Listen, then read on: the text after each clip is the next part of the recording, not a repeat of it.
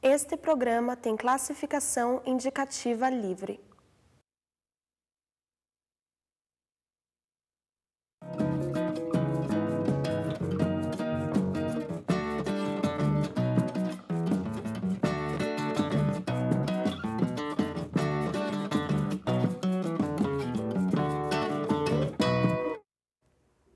Olá, estamos novamente com você no programa América Latina Viva.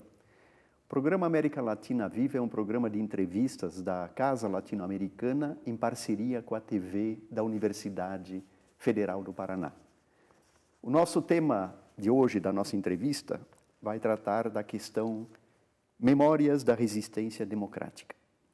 Para abordar esta importantíssima questão na atual conjuntura nacional, que vem na sequência da constituição da Comissão Nacional da Verdade e na instalação pela Universidade Federal do Paraná, com a adesão de mais de 50 entidades paranaenses, do Fórum Paranaense de Resgate da Verdade, Memória e Justiça, temos aqui um importante convidado no dia de hoje para fazer um relato daquela experiência de resistência democrática nos anos 60, o advogado Vitório Sorochuk. Vitório, é uma satisfação recebê-lo no programa América Latina Viva. Você que justamente protagonizou uma experiência importantíssima, eu diria, os últimos estertores da resistência democrática, em termos de movimento de rua, né, um movimento de massa que resistia nos anos 60 pela universidade como representante legítimo, né, eleito, pelos estudantes, como presidente do Diretório Central dos Estudantes. Depois você vai nos contar as peripécias, né, desses eventos. Eu gostaria que você, né, nos falasse, através da sua visão, da sua interpretação, né, daquele período importante dos anos 60, o significado, né, daquela década tão importante, não só para o Brasil, mas para a América Latina e para o mundo, porque o mundo estava em ebulição nos anos 60. Dimas e caros telespectadores, muito obrigado por estar aqui e discutirmos esses assuntos que parecem tão distantes, mas são de atualidade e de importância principalmente para a universidade. Os anos 50, 60, o Brasil viveu já um processo democrático, um momento em que buscava se modernizar, quer dizer, com Juscelino Kubitschek, né? Você vê que Brasília é inaugurada em 1961, nesse período começa-se a instalar uma indústria automobilística própria no país, a descoberta do cinema, a descoberta da sua própria realidade brasileira. Isso reflete-se naquela época em busca também de uma nova universidade. É nesse quadro que eu chego em Curitiba no ano de 1961, janeiro, vindo do interior do estado do Paraná. Nasci em Prudentópolis, né? Fui educado no Colégio das Irmãs Religiosas e posteriormente em Campo Mourão, e vim aqui estudei no Colégio Estadual do Paraná, que foi um dos grandes colégios do Brasil na formação de jovens durante aquele período. E ingresso na Universidade Federal, no curso de Direito, no ano de 1965, um ano após o golpe militar, quer dizer, já num período de ditadura militar. No período anterior, os estudantes, o movimento estudantil brasileiro tinha passado já por um processo de mobilização muito grande, que era a busca da reforma universitária. E essa busca pela reforma da universitária tinha alguns pontos, né, que os estudantes questionavam de como que era aquela universidade. Uma universidade muito bacharelesca, né, e não era muito centrada na pesquisa, né?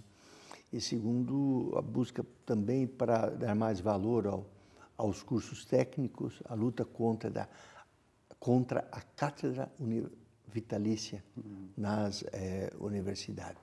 Então, eram vários pontos de luta dos interesses. Cabe lembrar que durante esse período, para você chegar a uma universidade, era um funil muito estreito. Muito poucos estudantes chegavam a uma universidade. E essas universidades estavam localizadas nas grandes capitais brasileiras. Curitiba, uma cidade nos anos 60 com 400 mil habitantes, tinha mais de 40 mil estudantes de fora. Significa 10% da população. Do interior do Paraná, do interior de Santa Catarina, do interior de São Paulo, do Mato Grosso, de Goiás, do Amazonas, de todo o Brasil, estudantes, né? Era um polo universitário. Podiam até definir que Curitiba seria a Rua 15 cercada de pensões por todos os lados. É uma massa universitária muito grande. Imagine hoje Curitiba, a grande Curitiba com 3 milhões de habitantes, você ter 300 mil pessoas no centro de Curitiba, quer dizer, 10% da população de uma cidade constituída de jovens universitários em torno do processo universitário. Então, Curitiba era, na verdade, uma cidade universitária, um polo universitário importante naquele período dos anos 60. Certo. E aí, então, Vitório, você fez uma menção interessante desse processo de modernização. Isso nos faz lembrar o esforço do Darcy Ribeiro, né, em criar, no período do governo João Goulart, né, a universidade necessária. Que aspirações estavam postas nesta ampliação de horizontes para a população brasileira? O acesso à universidade, como se falou, era um sonho distante para uma certa elite, embora você, né, venha de uma extração bem popular, né, bem até plebeia, como é o nosso caso também. E mesmo assim você conseguiu, né? Que questões passavam a partir, por exemplo, do programa do João Goulart, reformas de base, reforma agrária? Que aspirações estavam postas? E você acha que isso foi determinante para as escolhas políticas na resistência depois? A questão do Brasil, do ponto de vista geral e da América Latina, nós vivíamos um confronto, uma guerra fria entre leste e oeste, entre a União Soviética e o bloco ocidental, que era capitaneado pelos Estados Unidos da América. E, naturalmente, o que acontecia do ponto de vista global, muito tinha a ver com esse confronto e com esse conflito.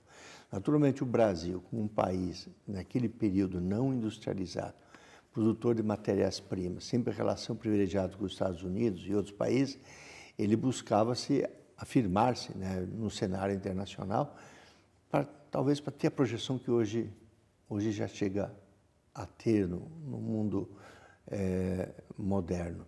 E via-se nesse processo de desigualdade social, da superação de problemas que hoje já não existe mais no país. Se você lembrar o nome de José de Castro, o seu livro Geografia da Fome, a fome era um elemento terrível no país, né? De uma agricultura atrasada naquele período, assim como não existência do processo forte de industrialização no país. Quer dizer, e realmente um país feito com base nos latifundiários, né? E em privilégios de um pequeno grupo de pessoas.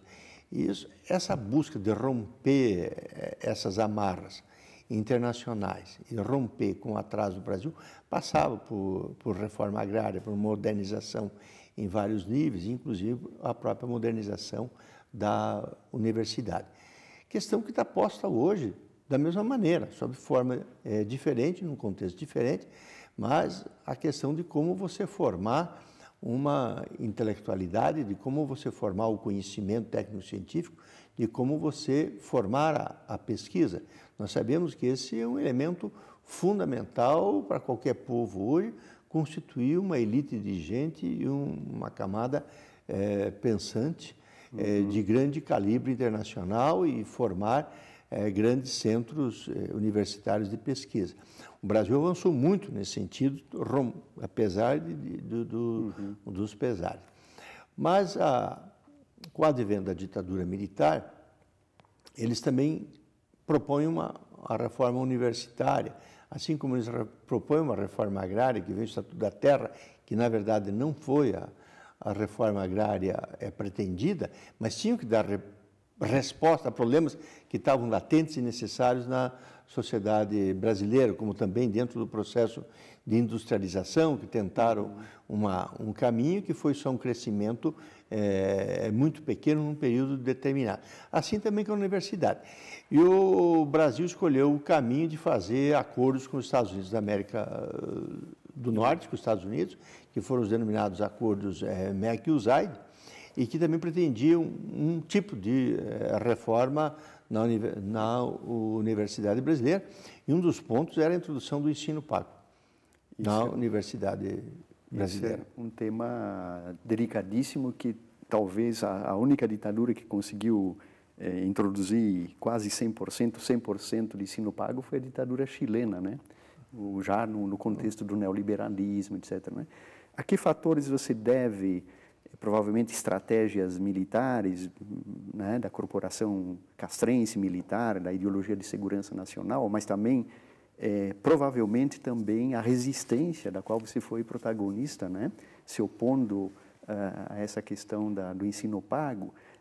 A que fatores, claro que foi aberto a questão do mercado depois, né? Houve uma privatização, né, de serviços públicos como a educação e a saúde, mas que não foram, digamos, não privatizaram 100% do ensino público brasileiro. Como é que você interpreta essa questão? Eu interpreto da seguinte maneira.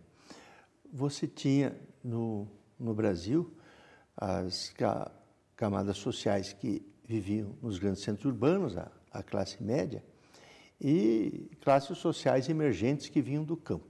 Porque grande número desses estudantes que vinham para as grandes capitais, seja São Paulo, Rio ou Curitiba e outras capitais do país, eles eram classes sociais emergentes em ascensão.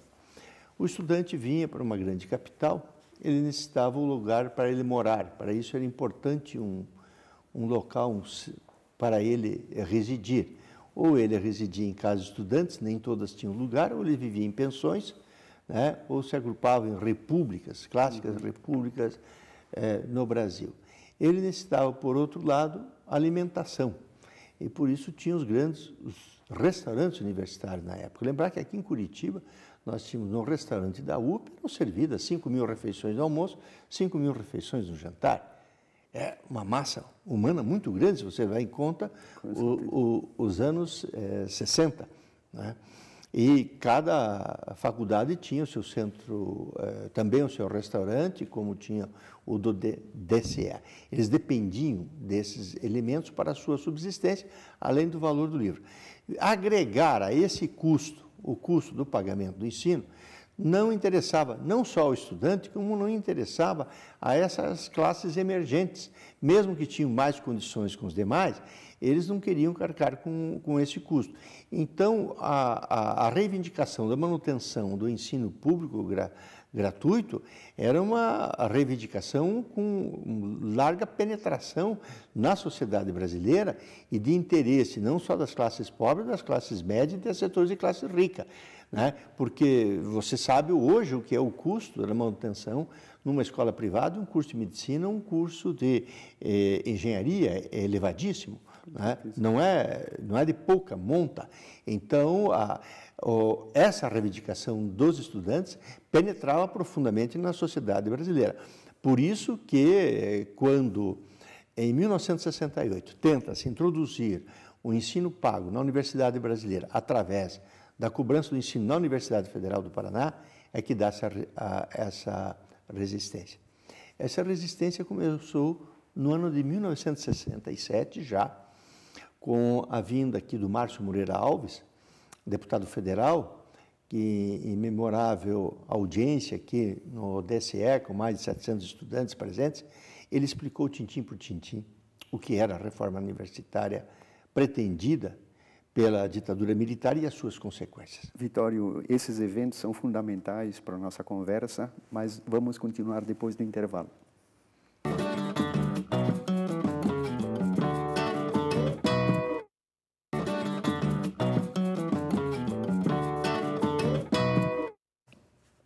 Estamos retornando com o programa América Latina Viva.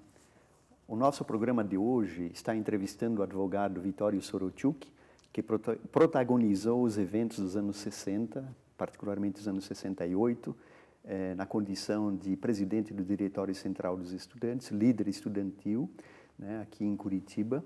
No contexto, então, essa entrevista está ocorrendo no contexto justamente de um grande evento que, a raiz da instauração da Comissão Nacional da Verdade, né, também se instalou o Fórum Paranaense de Resgate da Verdade, Memória e Justiça, que no dia 12 de novembro deste ano, 2012, promoveu uma sessão de audiência pública, né, sobre os relatos cometidos pelo Estado autoritário brasileiro contra a resistência democrática que se manifestava para impedir as consequências que, infelizmente, todos nós depois fomos obrigados a sofrer, né, as suas consequências com o AI-5 em dezembro de 68. Vittorio, então, você, no primeiro bloco, nos trouxe um contexto interessante dos anos 60, né, a sua trajetória pessoal também, o seu envolvimento com as grandes questões nacionais da reforma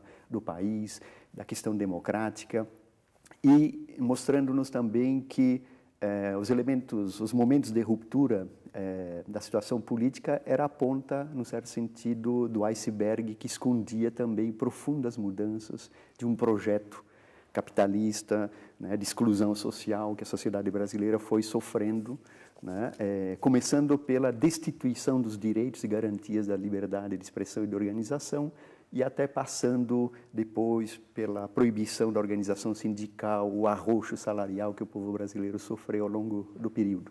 Você estava nos relatando da importância dessa conjuntura de 68, no momento do desenlace, com a vinda do deputado federal Márcio Moreira Alves, relatando para os estudantes a importância, a gravidade da proposta do projeto MEC-USAID de reforma da universidade. Eu gostaria que você relatasse esse contexto e que foi definitivo para o desenlace da sua história.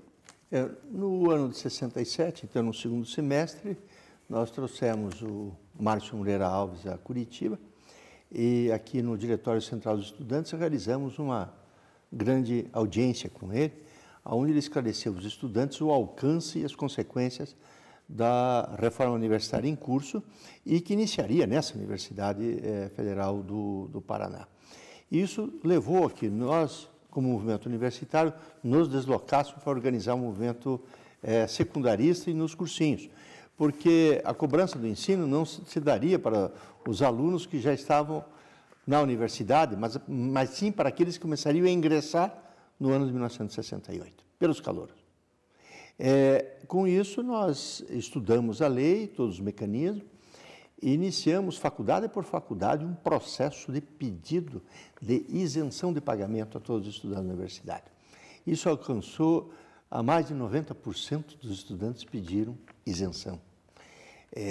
Isso terminou em maio de 68, na mesa, né, do Conselho Universitário para deliberar sobre essa questão. Foi o momento que os estudantes tentaram boicotar um outro vestibular na engenharia e, posteriormente, a questão posta aqui no Conselho Universitário, e os estudantes organizadamente ocupam a reitoria da Universidade Federal. Foi incrível porque isso, coincidentemente, né, dá-se no mesmo momento que está ocupada a Sorbonne, em Paris, né, ou que estudantes estão em movimento no mundo todo, porque foi um ano emblemático no mundo, né? Ele reflete um ponto de ruptura internacional, o ano de 68, e aqui em Curitiba também as tensões localizadas dentro do país refletem-se dentro desse contexto.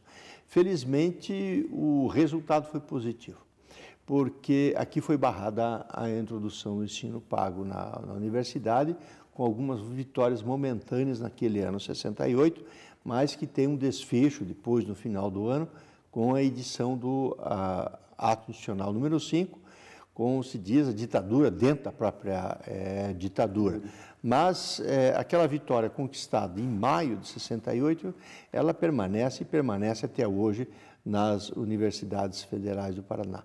Lamentavelmente, isso bloqueou durante algumas décadas, né, os investimentos na criação de novas universidades públicas, né, expandindo-se em paralelo à criação das universidades particulares.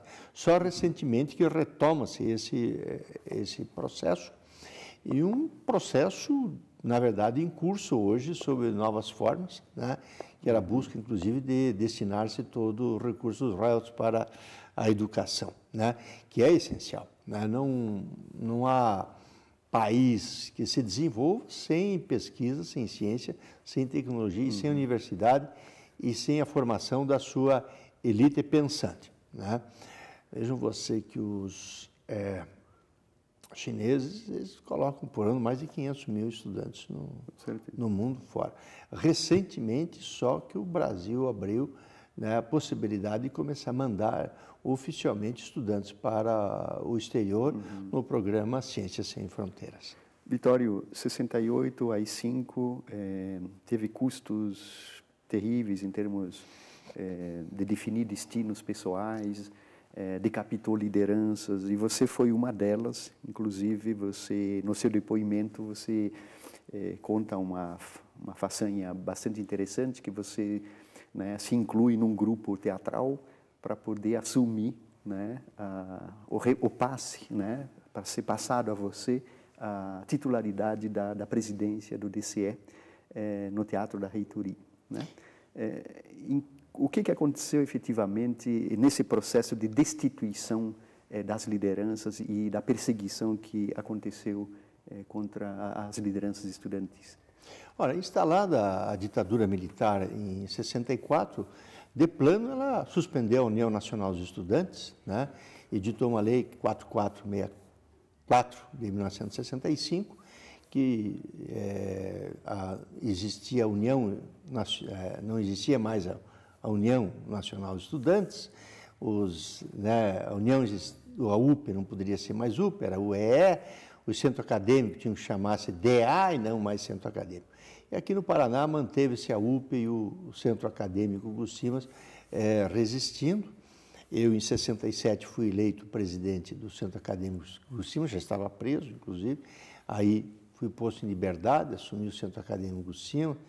Depois, durante o período, tive que entrar para a clandestinidade de novo, porque queriam me prender por duas manifestações pacíficas que realizamos aqui em Curitiba, dia 28 de março e 3 de abril, em protesto contra a morte do estudante Edson Luiz no Rio de Janeiro. E, novamente, nós realizamos no final daquele ano o 30º Congresso da UNE, em São Paulo, e de UNA, onde quase 800 estudantes foram presos também. Libertados, tivemos prisão preventiva decretada, 71 estudantes do país, aqui no Paraná, o Estênio Salles Jacó, Berto Curvo, Jurandir dos Rios Garçoni, eu, Palmira Manso da Silva e Berto Curvo, tivemos uma prisão preventiva decretada. Então, eu já tive que fazer toda a minha campanha eleitoral para a presidência do DCE em outubro de 1968 na clandestinidade. E quando venci o pleito para assumir o DCE da Federal, o reitor determinou o cerco de toda a reitoria e disse que eu não assumiria a presidência do DCE porque eu teria que assumir dentro da reitoria em uma audiência pública. E nós, estudantes, então, pedimos autorização para o reitor para encenar uma peça de teatro dentro da reitoria, que é a peça Santo Inquérito. E essa peça, né, foi encenada, cheia de público, tudo, fechamos as portas. E lá dentro, entre os atores, eu entrei junto e tomei em público, dentro da reitoria, posse, né? Naturalmente, foi uma forma assim ousada dos estudantes, né, de mostrar de como resistiam com inteligência e sagacidade, né, à repressão da reitoria. Quer dizer, lógico, isso ficou na história da universidade, do movimento estudantil paranaense, mas posteriormente, quando novamente no Paraná, em 17 de dezembro de 68, 42 estudantes fomos presos de novo em Curitiba. E aí fui mantido preso, né? Eu cumpri em todas as penas no Brasil 2 anos e 10 meses de prisão. Por ato só de movimento estudantil, sou o estudante brasileiro que mais tempo ficou na prisão durante aquele período da ditadura militar. Isso porque o Vladimir Palmeira, o Travassos e José Dirceu de São Paulo, na época, né, eles depois foram expulsos do país naquele momento. É verdade, teve um custo, né, a uma parte da liderança, não só esse de prisão, mas também como perseguição, porque milhares de estudantes foram fichados e depois não podiam assumir cargos públicos porque não obtinham um atestado de boa conduta.